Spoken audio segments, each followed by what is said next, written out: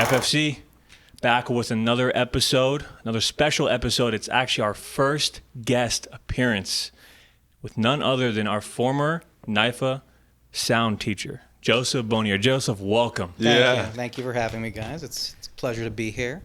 It's been a minute. I mean, it's been, what, like since, because we had the first year, but then we also had him again the second year, right? For one class. A little bit of a special class, right? class. Yeah. And I remember in that class, it was like, what was the XLR cable corralling thing we had to do, that little exercise? Just over under wrapping cable? Yeah. Just that, all the ropes and everything. But sure. Definitely excited to have you on, just talking about all things film, all things audio. I kind of want to get into the little intro about that, our little setup. We're still working out the kinks. We got a little things to upgrade in the future, look forward to that. But I want to know thoughts on what you think about the setup so far, particularly more the audio setup. Tell us the audio. I don't want to be too critical here because you're very nice guys. I like you guys a lot. The one thing I do notice, and this is just me, is your USB dongle is literally dangling. You have a dongle dangling, right? And that makes me nervous. Yeah, gives me a little anxiety. Okay. Generally, USB microphones aren't always the best. Okay. Because what you're doing is you're using the microphone's internals to convert the audio. Gotcha. Which is generally a little lower quality than a good microphone, and then converting the audio to digital in some other format, like an interface or something. Because our other option, or what I looked into, was like a USB interface, but it's plugging in XLR, which these mics also are compatible to XLR, but for the sake of what we had and like just the convenience too was here's another thing is that XLR cables are balanced. They're also going to be physically locking in place. So instead of me just by accidentally like rubbing my foot against here and pulling this USB cable out, I won't do that. But XLR cable won't fall out. So there's like durability and that kind of stuff too. True. But running like a bunch of USB cables is also just a little bit less, looks a little less professional. Yeah. Right. And looks are important when it comes to film, especially when you're doing something like this. Now, again, I love you guys. I don't care. But, when you guys have a big famous person on here, a big director, you want to look good. True. So, having professional gear is also part of that. Yeah. Let's do it. So we'll definitely message you to get you guys can always message the wish list of equipment. Because we're trying to, we've been creating like a tier list, a wish list of like things to add. And like, every time we go up, it's just like, oh, wow, this, wow, that. And then, it just goes from there. But on the topic of that, do you have like any experience in sort of like setting up the podcast stuff? Because I know like a lot of what you do is sort of in the film space, but what's your experience like? So what's funny is I used to do a lot of podcasts. Back before COVID-ish, I had a group of guys that we would do 3, 4, 5 podcasts. And I would do one on film. We would actually watch old movies and talk about them. One was just honestly watching South Park episodes and talking about them. One was just reading a random book, like a classic book, and we would talk. It was always really interesting. But I would always help out with the setup of the audio.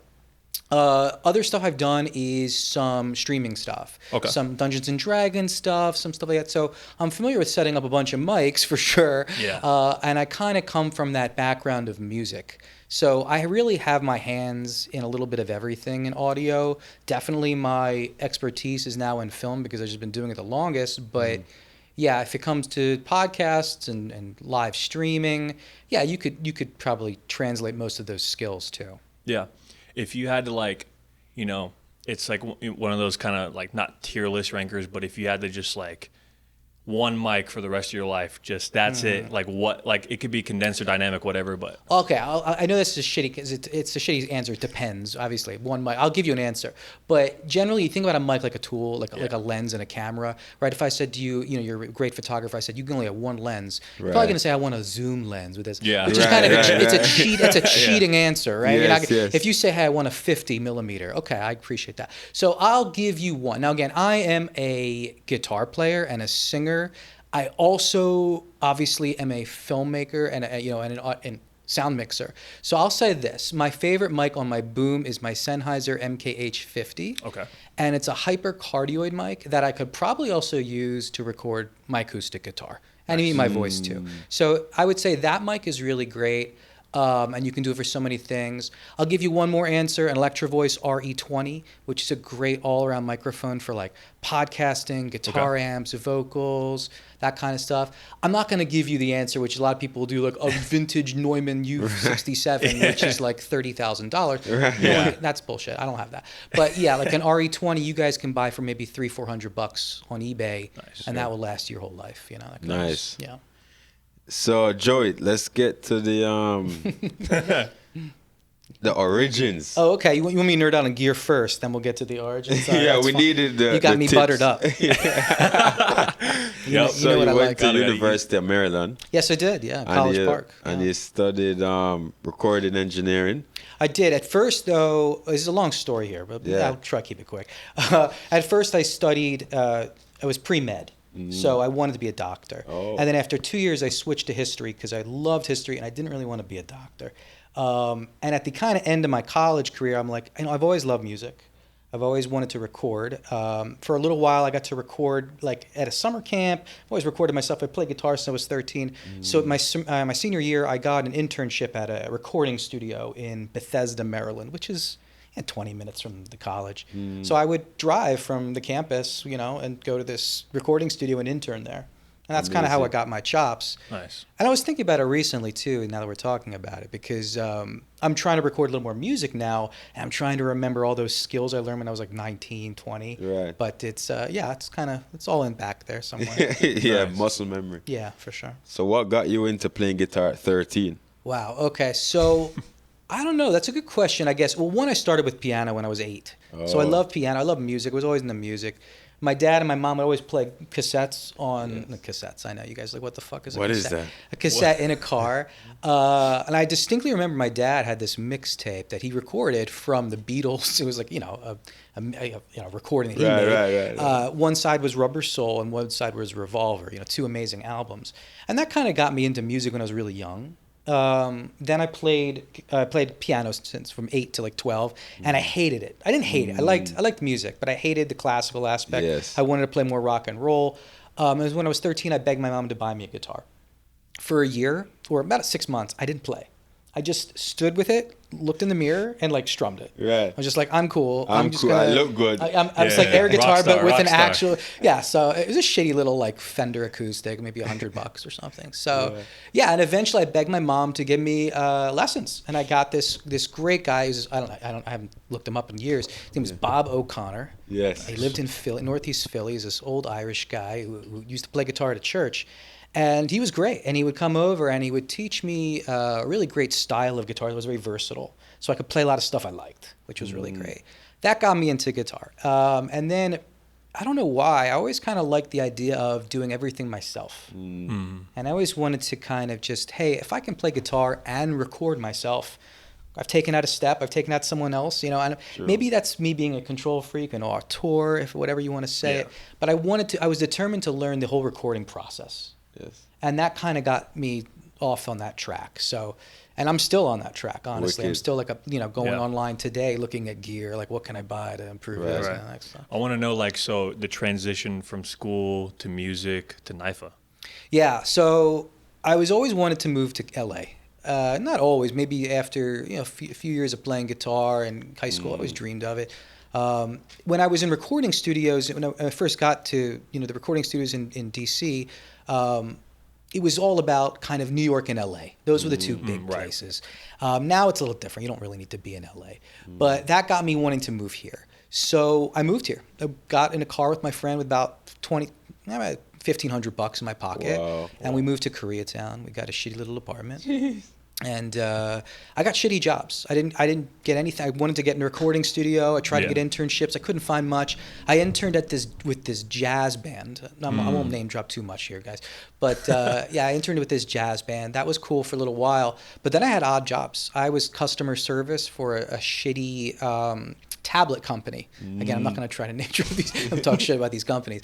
But we had at this company we had shitty Walmart tablets that were always broken. Yeah. And I was on the phone with all these people trying to help them out, trying to connect them to Wi-Fi. Yeah. And it was frustrating, but it kind of helped me kind of learn some patience, I guess. So anyways, long story. Eventually, after all these shitty jobs, one of my friends, who was actually a friend from my brother-in-law, He said, "Hey, we need some people to work at the film school as equipment people. Just help out with equipment, check out people." I said, "Sure, I'll do it." It was like minimum wage or something. And I said, I know how to solder, I know how to fix stuff. And I noticed there was a repair room, so he threw me in the repair room. And started fixing gear. And it was me and 2 other guys. We were fixing all the student gear that was broken. And eventually, it was like about 6 months in, one day, this old sound teacher named Mick, who's this old British guy, he got pissed off someday and quit. And just said, fuck this, I'm out. And then the documentary chair at the time walked into the repair room, walked up to me and said, "Hey, I know you know sound. What do you think about teaching?" I'm like, I could try it, I guess. Why not? The thing was, I was a history major. So I kind of had in the back of my mind, I might teach history. So I always liked teaching. I gave guitar lessons when I was younger. I even gave bar mitzvah lessons, actually, too. Really? Yeah, man. Bar mitzvah lessons. Yeah, you got to teach those kids how to sing the Torah, man. And it's euphemism. It's not easy, actually, especially teaching like 12-year-olds who don't know this language. Right. Yes. So that kind of taught me, again, more patience about teaching. And I think that going into anything, I think a lot of times, especially in film schools, there's a lot of people who have the skills but don't have the teaching skills. Right. And I think me kind of coming from that teaching world first, or kind of in that world of patience, I guess, then that kind of just brought me into it easier. So when I did my first mock class, about a week later, in front of all these, chairs, I did a pretty good job. And it was funny, I think. I played them some shitty movie and I made fun of it. I think I played them Birdemic, honestly. Oh. Do you guys know Birdemic? It's like the shittiest movie. No, I don't. Anyways, that has horrible sound. So I would play them shitty stuff and be like, okay, you could fix this. This is what's wrong with this. Yeah. What's wrong with this. So they got a kick out of that. And then I started teaching there, and that was about 12 years ago. So Wow, yeah, son. and eventually they kind of kept me around, and I've been doing it ever since. But what's nice is that the school gives you freelance time, so I can kind of do everything I wanted to do in the meantime. Nice. Right.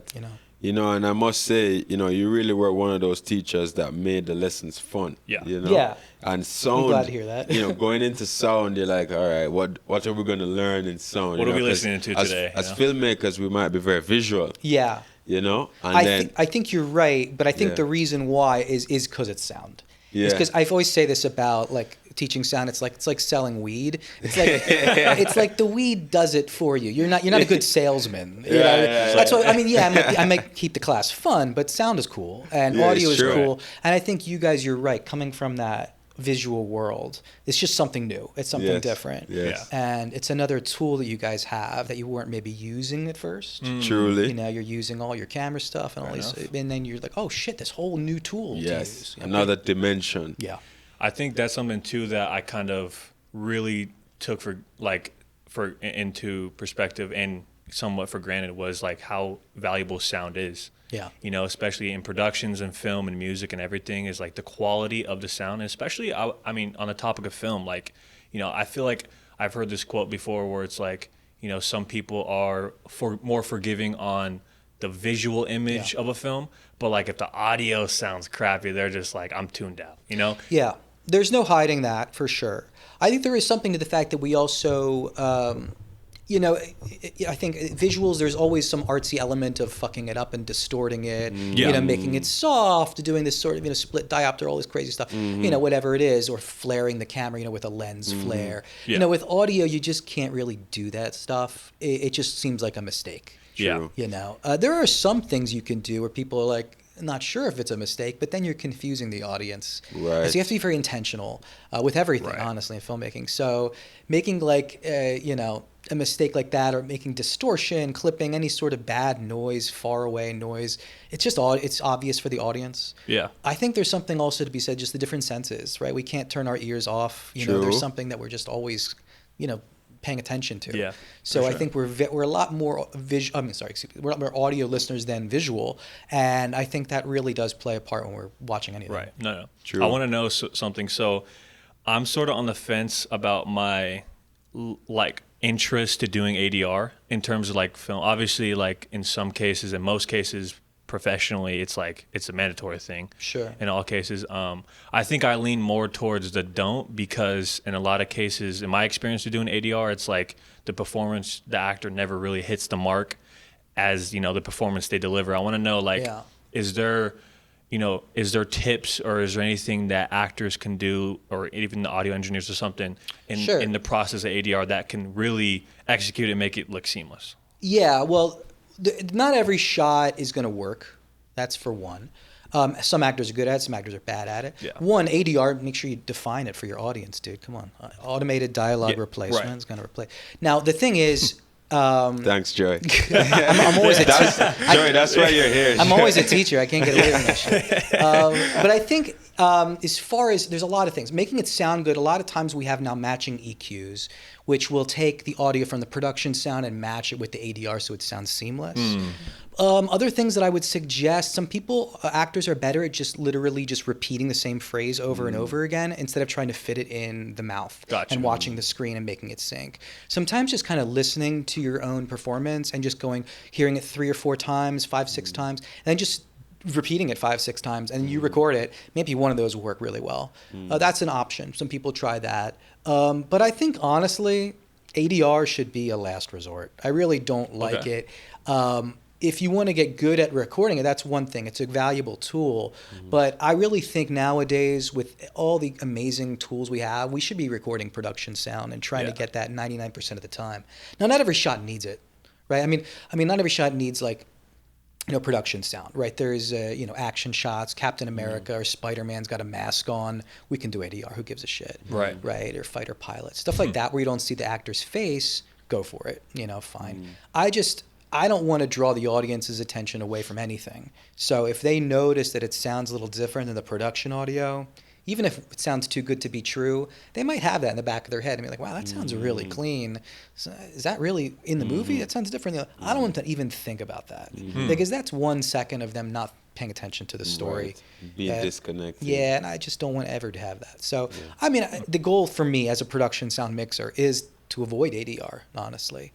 But yeah, if you have to do it, you have to do it for sure. I'll give you another tip. I think random tips in my head. Get the production sound mixer to tell you what mic they used, and then use the same mic in post, right? A lot of times a hypercardioid or a shotgun is a really good choice too, not just because they used it on set, but because it gives you some space, right? If you got a cardioid, you got to be like this close to the mic, which is the common mic you're going to be using in ADR, and your actors got to be moving. Sometimes they got to do some stuff. They got to move a little bit. They got to move their head. So giving them a little more space with a shotgun mic like above them, just give them their freedom of movement. Yeah. And I think that will give them a little bit better performance overall. Nice. I have a question. Yeah. What are some of the sound mixers' nightmares on set? There's so many. So all the noises in the world, right? Anytime you're shooting outside, my ears perk up and I get freaked out about every little thing. I'll give you another one, though. Anytime the camera moves. Anytime the camera moves, right? Handheld, dolly shots, I'm thinking something's going to go wrong. Right? Handheld, we got a lot of people walking, a lot of footsteps. Dolly shots, we got some squeaking and going on. True. And that's just more movement and more difficult stuff for me. But, you roll with it. I really don't have too many, hard... I think after a long time, you kind of get used to it. Let's say there's a dog that's barking constantly, right? You know how to deal with that stuff. Yeah. You kind of learn. I was on set one time and there was frogs. We were kind of in this swampy area and there was frogs all over. And before every take, I would just run around and clap really loud. And then the frogs would shut up for a little bit and we'd get a little dialogue and they'd come back and I'd have to scare them away. Right. Random shit like that. Dude, shut up. Quiet on set. The AD said quiet on set. What's so funny too is actually right before one of those takes, I screamed, "Shut the fuck up, frogs," because I got so frustrated. And all the actors looked over at me and like, what the fuck? Because I'm normally this chill guy. I'm like, wow, he really got pissed at these frogs. Yeah. So, I don't know. Once in a while, I got to let out the anger. That's funny. I want to piggyback a little bit on JP's question because we talk a little bit about, on set, moments of funny moments or just disaster moments. But I want to know, as a sound guy, what is something or on a set experience that you've heard that's just like a hot mic or someone just on the boom, you just hear something crazy. It's just something. Well, I can't divulge too much. Yeah. But the truth is, it's not really It's tough though, because I'll get a lot of gossip, but I don't know the context. Right. So they'll be like, this and this person and that person did that. I'm like, I don't know who these people are, or whatever. Yeah, once in a while I'll hear like a drug story or something that an actor did. But no, honestly, it's really not. And I think here's another thing. Actors are smart now. They know when they're mic'd now. It's pretty rare that they'll slip up. I don't know if you guys ever seen the movie. It's actually a documentary called The Jinx on HBO. It's about a murderer. Okay. And he accidentally, I'm going to spoil the shit out of this. Sorry, guys. All right. Spoiler alert, guys. Yeah, well, okay. You can skip 20 seconds or whatever. Yeah. So he goes to the bathroom and he slips up and he says, yeah, I killed him on a hot mic. Oh. And I think that in documentaries, random people, they might say stuff like that. But most of the time, actors now are very aware they're mic'd. And they generally don't say too many crazy shit. They also are aware of the mute switch. At least when I mic actors, I always tell them about the little mute switch on their transmitter so they can mute themselves. Not every transmitter has it. Some of them do. But I think a lot of them are more careful. I'll give you another one too. Like I used to send the audio to the director. So during takes, the audio directors listen to the audio, and then in between takes, the actor would go off set and talk shit about the director, which would happen actually more than once. So I learned not to send their wireless mics to the director, to only send the boom. That's crazy. But that's just going to happen. People are going to gossip. People are going to talk shit. Right. But usually I am, in between takes, I'm not like listening, right? I'm usually getting coffee. I also don't want to like tire my ears out. So as soon as we call cut, usually I'm taking my headphones off. Right. So I'm not kind of listening for gossip. Yeah. Right. I got better shit to do. True. Got to get a coffee. Got to stay up. I mean, even as a sound guy, because like sometimes reflecting on NIFA and previous productions, I'm always the first person they call to do sound just because I'm tall and like that's just there. Sure. It's just easy target. I feel like most of the time, like, I got to give it to the sound guys. You guys definitely, holding that boom for like a 15-minute take or whatever is just for at least a couple takes is just, that takes some serious strength. And like, I remember even like times when like there's a shot and like it's static, they're sitting and like I'm able to put it on like a C-stand and, put like a, the head on it. You know what I'm talking about? The clamp? Yeah. Not a C-clamp, the carpoline. Cardellini. Put that on there and just step back, do the mixing. But sometimes, like, I remember even on one set, I was like telling the director, I'm like, I think, because it was a closed space, like sitting, and I was like, I think we could do this setup. And then I was setting it up, and he's like, hey, yeah, we're going to go ahead and cut this. Just go ahead and boom. And I was like, because it was like a 15-minute take, and I just like, he was a director that did a lot of takes, so I was just like, all right, here we go. Just stick the arm up and get it going. But definitely got the respect, though. I mean, takes some serious strength, though. Yes, it does. But I will say this. It doesn't really need a lot of strength. It's more about endurance and more about technique. If you really know how to hold the boom, one, it gets easier over time because they become, you get more expensive ones are graphite and carbon fiber, and they're cheaper, and they're not cheaper, excuse me. They're lighter and they're stiffer. So actually they're going to be a little bit easier on you as you get older and you get more professional. You also learn more techniques, when to rest it on maybe your elbow or your head in between like moments where they're not talking, that kind of stuff. Yeah. So I really find that you don't have to be super strong. You really, as long as you have the right technique, you should be cool. I will correct you on one thing. I know you're going to hate me, but never C-stand boom if you can help it. Okay. I know if you're by yourself, I'll let you slide on this one. If you were only by yourself, you don't have enough crew. But C-stand booming is for like documentaries, sit-down interviews where no one's moving. Right. And even then, people move. I'll give you an example. Sorry about the audio, everyone here. Right? If I answer something and I get really excited and I lean in like this, I just fucked your audio. You just hear just ruffling. Yeah. But also, like, now I'm out of position. I sound like shit. But let's say I take a real big step and I want to think about this. Let me think about this fucking question. You lean back. Now I'm off. So I think always actors don't hit their marks. They're not always in the right spot. C-stand booming is fine if you got one person there and you got, it's completely static maybe. But even then, don't do it. Fair enough. Please. All right. So, fair enough. what are some pet peeves as a audio mixer, boomer, when it comes to set choices or? Oh, okay. Well, good question. Yeah, for sure. Location scouting is a big one. Anytime you go to any location and there's noises that you're not expecting, it's frustrating. Going outside, shooting near a highway or an airport, obviously frustrating. Shooting in a restaurant that's open, you know, where customers are walking in and out. That's frustrating. Right. Anytime you don't, here's what I do appreciate. I know it's not really pet peeve, but when a location scout or, you know, or a producer goes and finds out about like the air conditioning situation or the fridge situation, and I was like, hey, you know, Joey, here's where the air conditioning is. You can turn it on in between takes. That kind of stuff is helpful.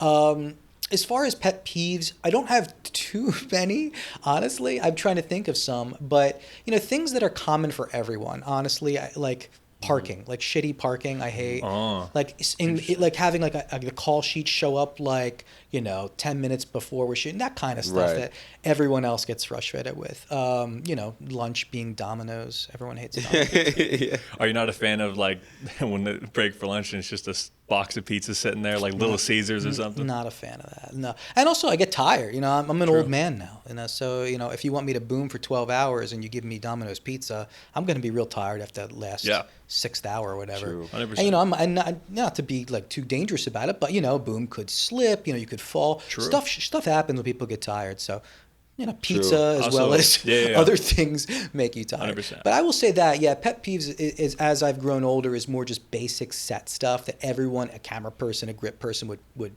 complain about, honestly.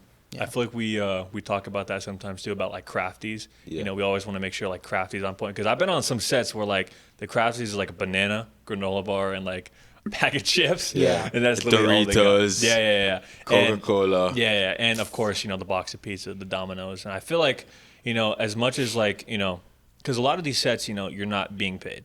And to be paid in another way besides compensation is like food.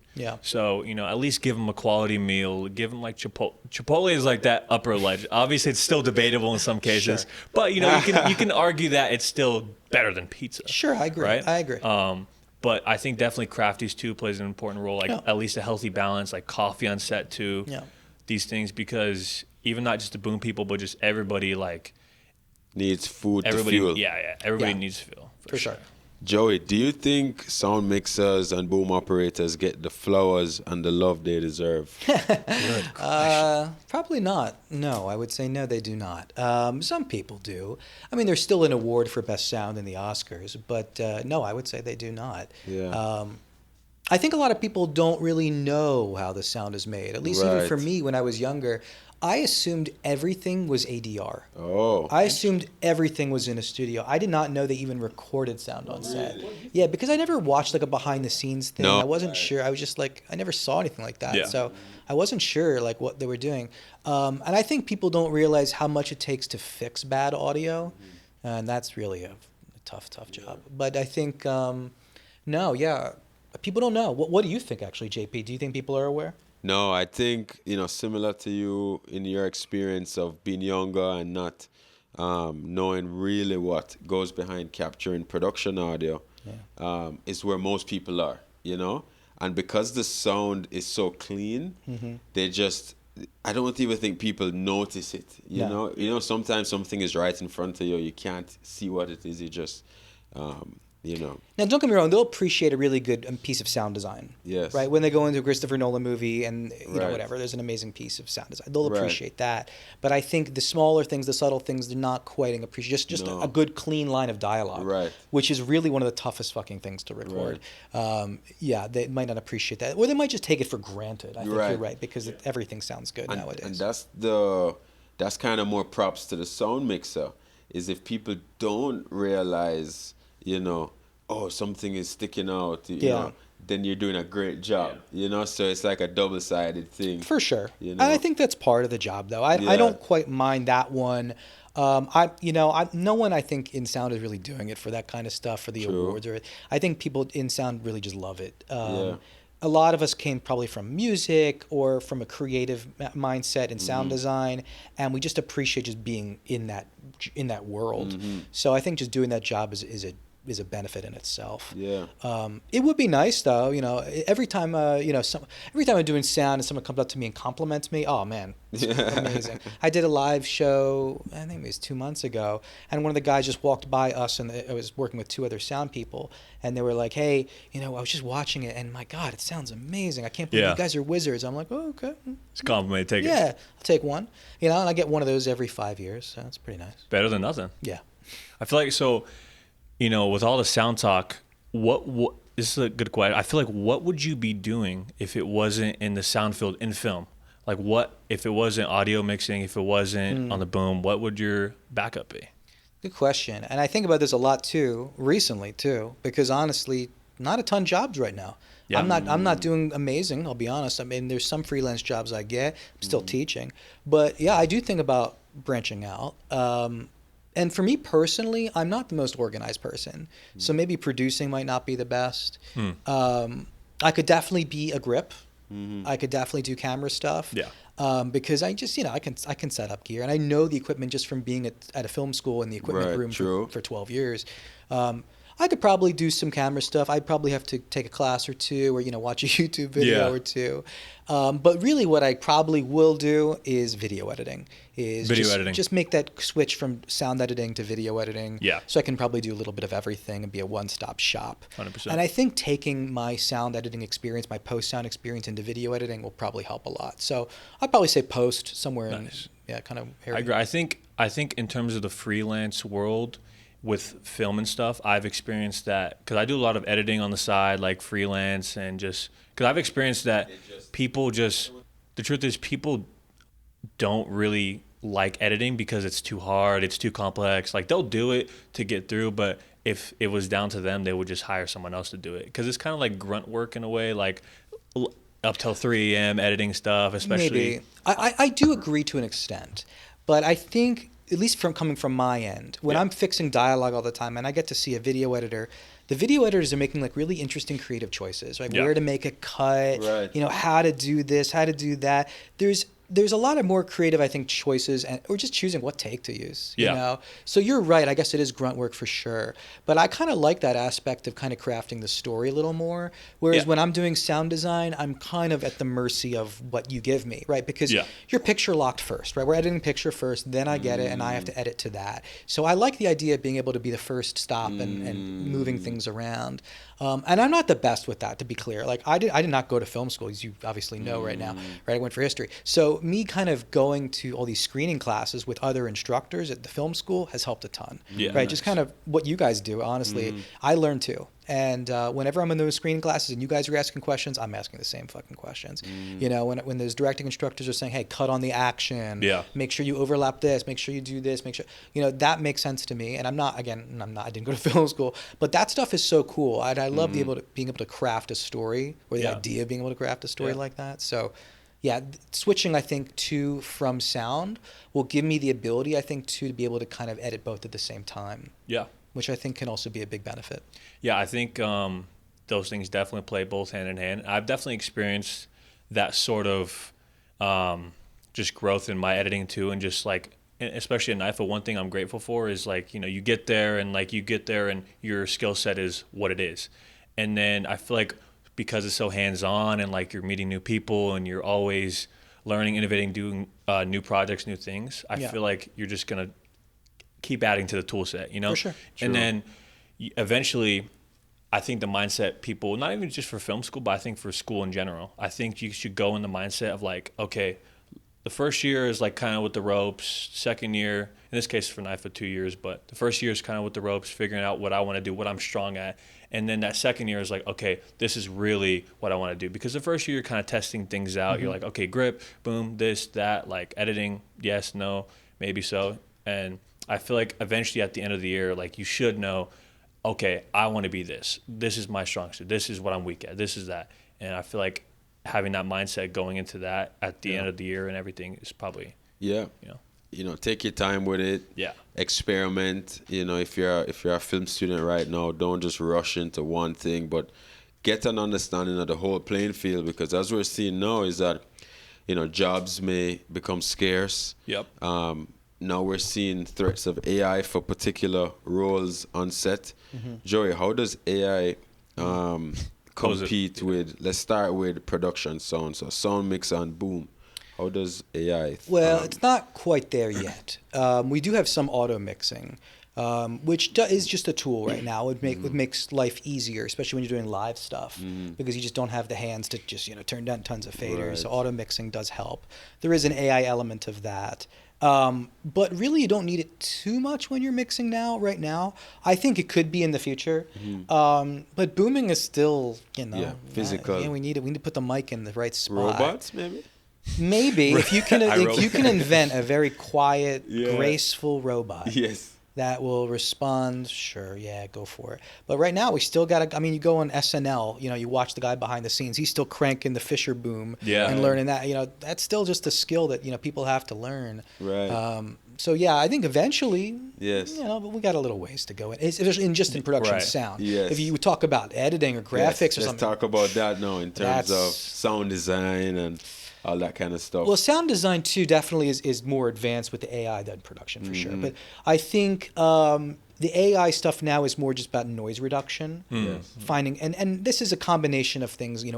People coding and creating algorithms and using AI to do that. So there's a combination of kind of that. But yeah, basically just making it so that we can fix so many things that we couldn't fix before, which sucks to say because I always like to say, fix it on set. But the truth is, every year that goes by, these algorithms, these AIs kind of get better and better and better. And, reducing noise, fixing clipping, matching EQs, like I said, that stuff becomes super, super easy with a click of your mouse. So where before ADR would sound different than production sound, 2 clicks of your mouse and it sounds the same. Right. So I think, that's a big benefit. I don't think it's taken anyone's jobs just yet. I think it's just going to be a tool for now, at least in production, in sound. Right. Maybe in the future, we'll start talking about that. I don't know. I think what's happening though might be that. Well, actually, maybe I should reassess that because maybe a lot of video editors or producers are saying, maybe we'll just use that AI function in Adobe Premiere and reduce the noise there and say, screw it, we're not going to even hire a sound editor or dialogue editor. So I think that might be possible too. So maybe there is taking some jobs away. Right, sure. And I think what's interesting too, and maybe you guys can talk about this too, is I've noticed the sound quality has gone down overall in streaming stuff. Oh, interesting. And where I think maybe just because there's so much stuff, I think there's less quality out there. Now the big stuff is still good, right? The big productions, the big budgets, they're still all sound designed well, they're all edited well. But it seems like there's all dialogue issues, there's room tone issues, there's some noise issues, and I've noticed that too. And I think it's just so much stuff that we're just getting a lot of lower quality stuff. Yeah, that's true. And as technology advances and the average man can enter the industry, with entry level gear, with limited experience, right? They won't match up to someone who has 50, 60 years of experience on a much bigger production that's using top level gear. So as you're saying, well, at the end of the day, we still have a human audience with ears, and you got to know what sounds good. And I think that's partially why I'm valuable, is I do know what sounds usable and what sounds good or what sounds bad. Now, again, that's subjective rather, the good and bad. But I think what's usable is good. Now, eventually, though, you're right. I think AI will be able to tell you, a director, hey, good take, bad take. We can use that. We can't use that. And print it, and it'll be done, edited immediately, maybe, that kind of stuff, Sure. Which is crazy to think about. But, I think eventually even human ears might be obsolete. It sounds insane. To some people. Yeah. Because, it is still art, and the great word is subjective. Yeah. And sometimes we may value your input because it's coming from you. Hey, Joey said this is the right take. I'm trusting Joey. Yeah. That's might true. be more valuable than an AI, I think so. But that's just all we got right now. You don't have an AI telling, you go ChatGPT, was that a good take? They're not going to tell you shit. But I think that's actually really interesting as far as AI. And I would think, I would always try to say, use AI yourself to be a tool, because AI is going to be used against you. All of these big corporations are going to be using it to screw everyone over. So turn the tables on them. Use it yourself. Try to see what you can do to make money like that, and go for it like that. Yeah. Fair enough. For sure. If you got to use AI, in your editing, go for it. If you got to, I think it gets subjective here. Like, I was just thinking about this the other day because there's an AI band on Spotify. I think I've seen a lot of that. Yeah, like Suno. And if you enjoy it, you enjoy it. So it's a tough thing for me to say. True. I don't know. How do you guys feel about that? Do you so to speak on that, Timbaland, he actually did this. I don't know if you ever heard of the AI Suno. Mm-mm. It's this AI that kind of you type in the thing and you say, I do know this description. Okay. You're like, okay, make a reggae song with these vocals, and then boom, it cooks up the song. It's not bad actually. I've done it a couple of times. It's pretty cool, but and it's going to be helpful for you if you want to edit. Right. Like, hey, I want a song from this scene. Yeah, right. but so Timbaland actually received a lot of backlash because he like collabed with them, and he was like, oh, give me a female vocal artist for the song, and then it created it for him, and then everybody in the comments is like, man, you're Timbaland, you could go like hit up any artist, and like. True. And there's some I agree. I agree to an extent to that, but I also think that eventually, and it's just hit the surface level of like what it's capable of. Not even just like that, but just AI in general. But look at it from Timbaland's or any other producer, right? If it saves you 90% of your budget to just press a button and get a female vocalist instead of I gotta call up Rihanna, see if Rihanna's available and pay her crazy day. Yep. That's that's tough. It is. Right? And I get it from a capitalist perspective. Yeah. True. They're always gonna want to save money. They're gonna want to do it. And art is capitalism in many ways, unfortunately. Whatever you want to say about that, but and that's going to be the case. So it's on Timbaland. It's on him to say, hey, I gotta hire someone. Gotta do it, yeah. And it's tough because if it's in the decision of people who just want to make money, they're always, or at least most of the time, they're going to err on the side of making money. Yes. True. Yes. I don't know. It's a tough one, though. Some of this AI audio is so good, it's almost hard to know that it's fake, right? Do you think down the line we're gonna have trust issues? We already do. Are you kidding me? Dude, it's kind of scary. Go on like the past 20 Joe Rogan podcasts. He can't tell shit from what's reality. He looks everyone's getting fooled. Deep fakes are really. Sometimes I'm scrolling and like I'll see a podcast clip and like it's over voiceover, and I'll be like, I'll watch it over. I'm like, that was AI. I'm like, oh God, I'm cooked. And it's only getting better. For sure. Imagine 20 years. Imagine even 5 years. You're not going to be able to tell the difference. No. Which is scary. Yes. And it's kind of why I prize mistakes. That sounds weird, but like human error. I love it. When I listen to Van Halen, right, and I hear their first album, I hear some mistakes. I hear him scratching a little bit too much. And not a lot of mistakes, like one. But, it's nice to hear him a little bit off. Right. I like listening to Bob Dylan and hearing him a little off key. True. I don't love when every single thing is auto-tuned to perfection. You're right. Now, that's a sound for pop music, and I recognize that it's important for pop music. I personally, though, like hearing the reality, the mistakes, the humanity of it, because that's art for me, is representing humanity and people and their perspectives. So if I'm just being constantly lied to with AI, I hate it, and maybe I will never be able to tell in the future. Right. But as long as I can tell, I'm going to be pissed off about it. Right. That's all. Wow. One of the things I always think about, in this recent AI takeover, is how do we validate the artists who find freedom using AI? People who do. Yeah. And how much space do we give them to show their art? Yeah, we do have to give them some space. Celebrate their work, because, they're just operating in a different time with different tools. It's a tough one. I mean, I do agree it's a tool in some ways, but it is, especially generative AI, is a smarter tool. It's not just a tool, right? A hammer doesn't think for you, right? Yeah. You can't give a tool a prompt and then it's going to create other things too, right? I think there's a difference in those different kinds of AIs. And I'm not an expert, to be clear. But actually what's funny is I just did sound mixing for an interview with an AI company. And I learned a lot because I was just listening to the guy. I guess I'll give him a plug. Who gives a shit? It's called Showrunner. Yeah. And the idea is you can create your own like TV show with AI. Whoa. So you can be like, hey, I want to create an episode of create an episode of like The Simpsons or some shit. Yeah. And you can get like work in that world and live in that world. Yeah. Which is crazy. But and his whole idea was use it to be subversive, right? Don't just like let the big companies use AI to spy on us and to take all our money. If you're going to create something with it, make it interesting and put it online. I think it's an interesting idea. I mean, I don't know too much about it, but I will say I was listening during the interview. Do you think like in the future and even right now, do you think like high tech AI should be like as expensive as it could be? Like not as accessible to those who could just click download and just get going? The price is what it is. I mean, that's the free market. There's no way to just say AI is this price or that price. That's just what it's going to cost. Right.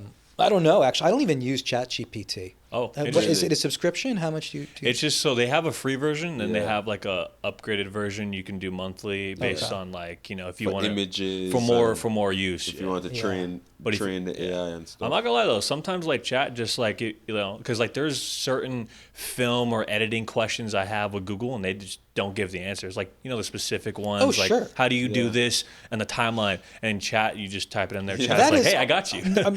No negatives there. That's important. I love that shit. I mean, sometimes I'll look, hey, how do I set up this mixer? How do I do this? Or how do I set up this transmitter? And the AI is a hell of a lot better. Yeah. For sure. It's funny about that because I think as soon as chat was rolling, Google hopped on AI as well. Because they have like their own integrated AI in the search engine. Like once you search, like the top bar is AI and then the rest is like tabs. Which I thought was kind of funny because they knew people were going to chat. It was like, Google's old. It's like, and they have to put it first. Right? 100%. Of course.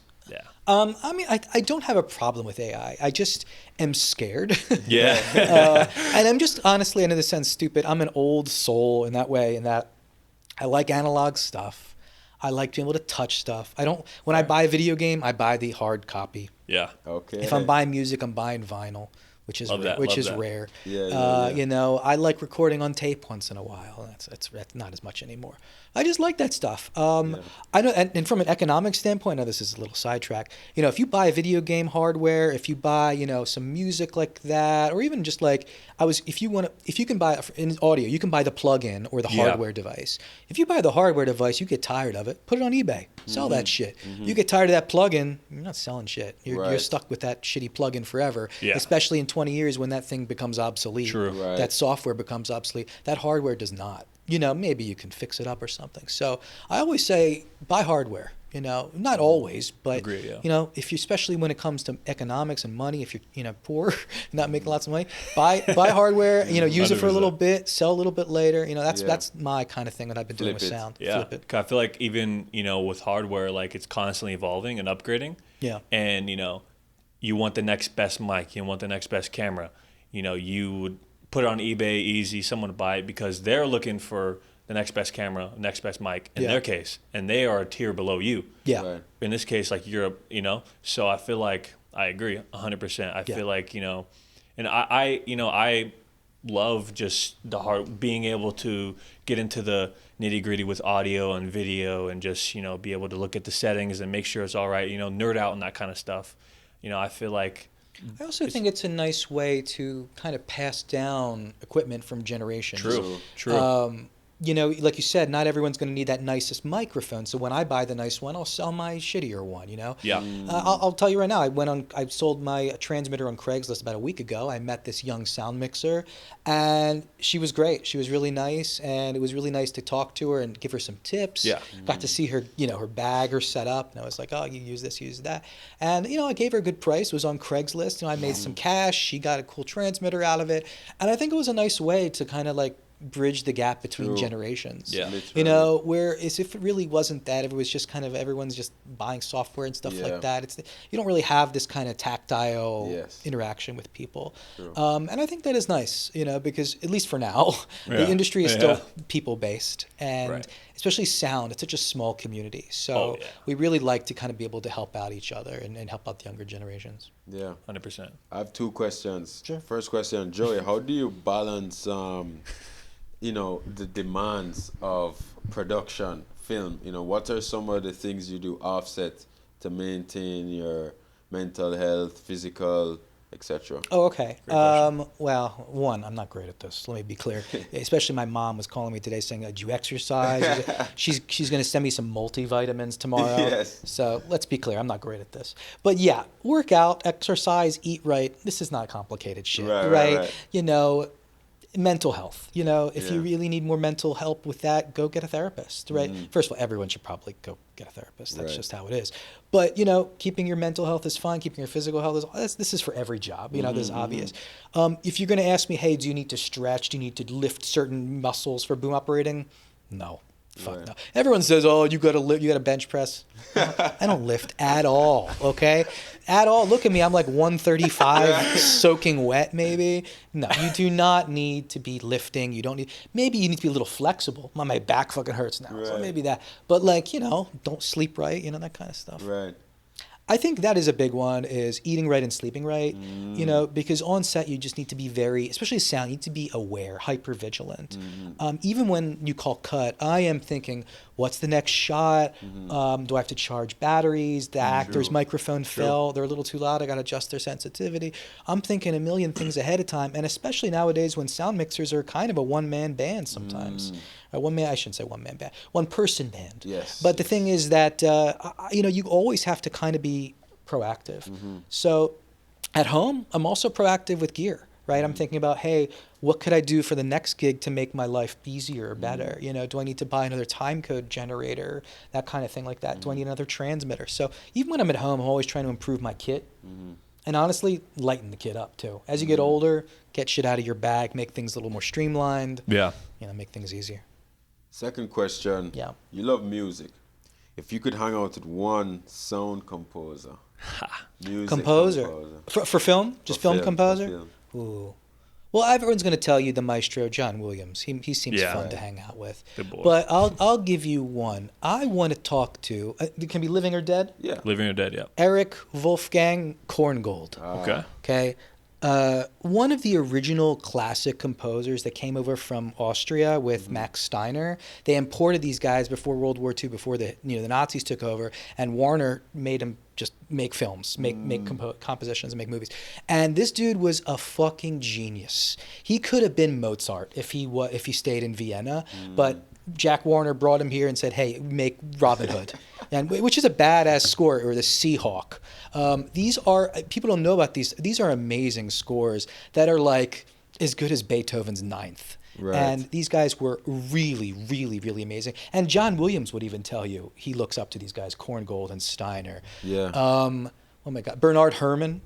Hitchcock's composer, he would be fascinating. He seems like a really weird dude. I would like to have dinner with him.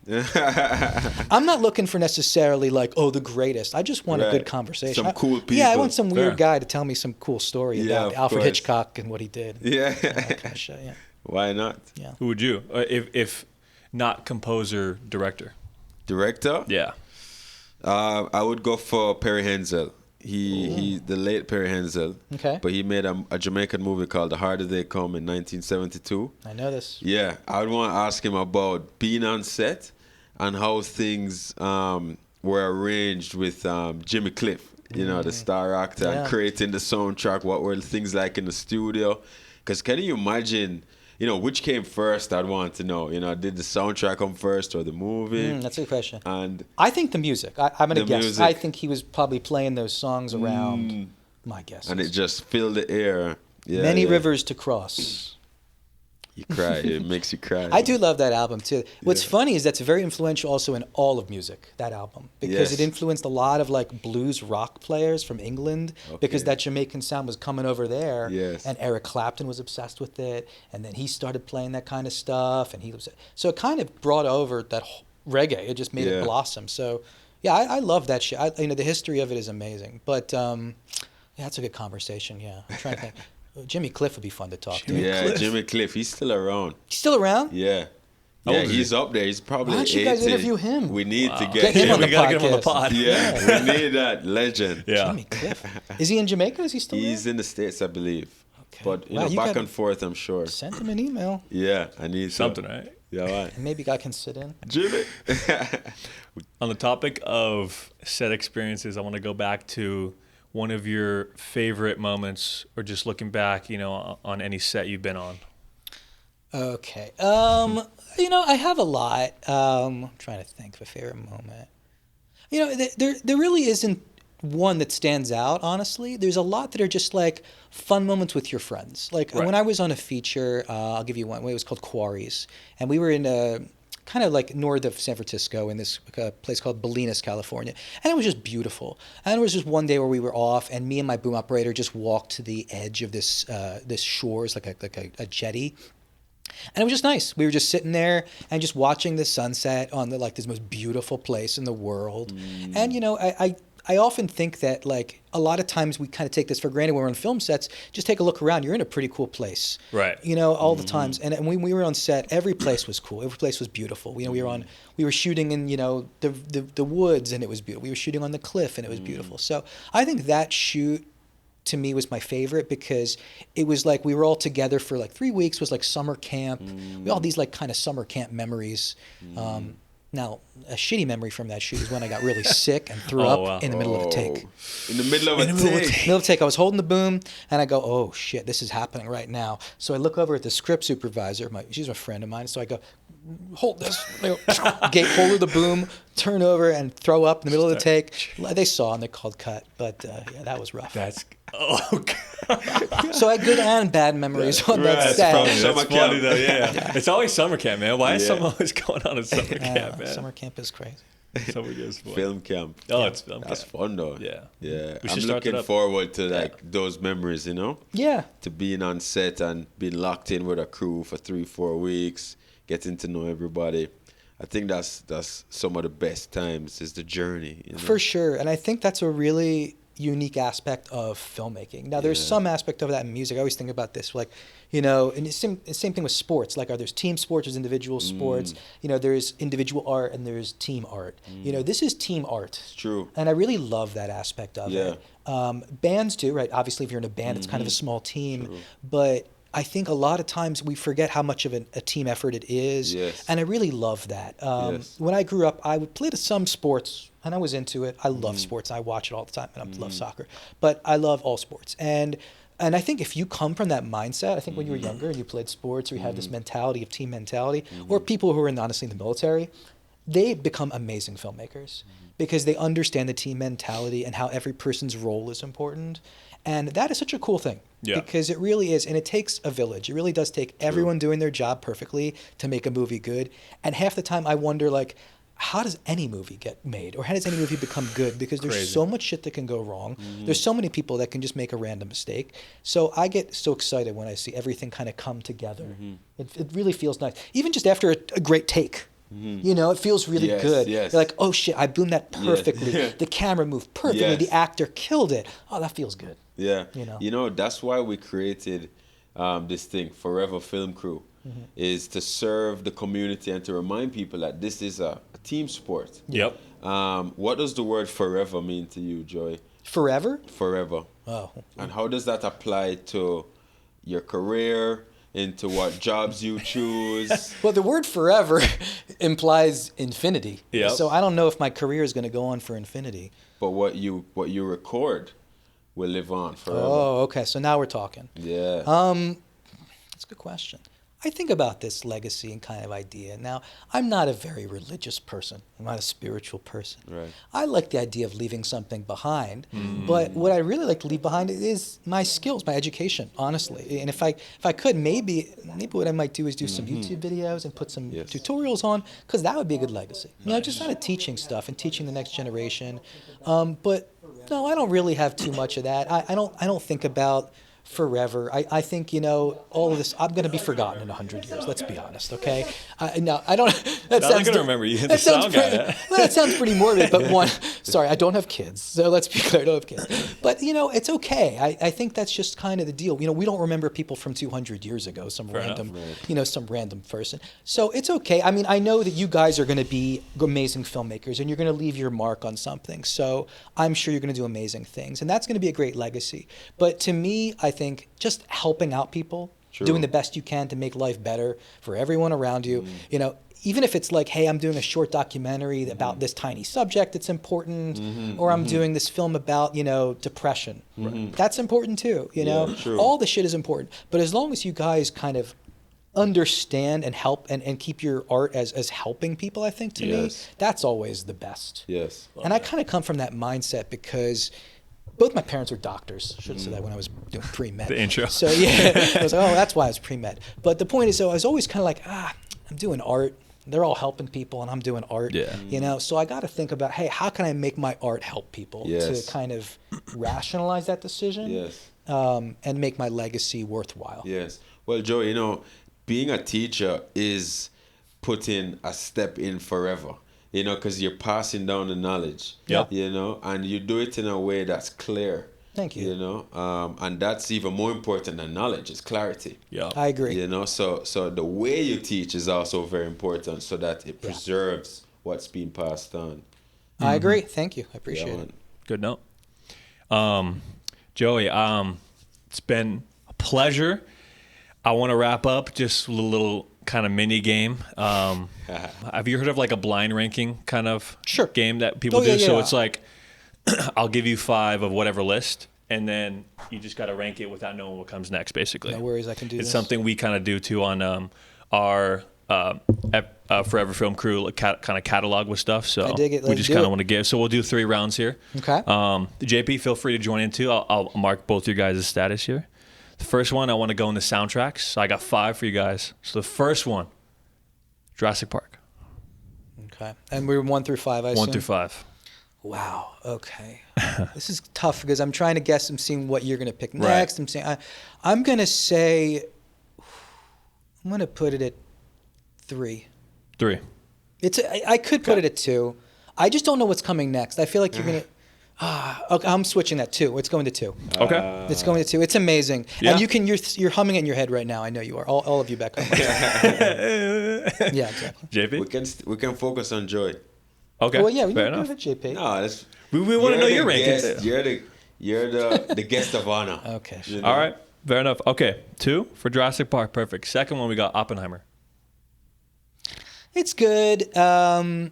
It's not up there all the time. I'm putting it at 5. I'm putting it at 5. Fair enough. It's good. It's not. Also, Oppenheimer was not Hans Zimmer, if I'm incorrect, right? It was Ludwig. It's Ludwig. Yeah. So I do like him. He's a great composer. Yeah. But I think you can't touch the Hans Zimmer combination with Nolan. I think those are going to be. I have a feeling you're going to give me one of those. So that's why.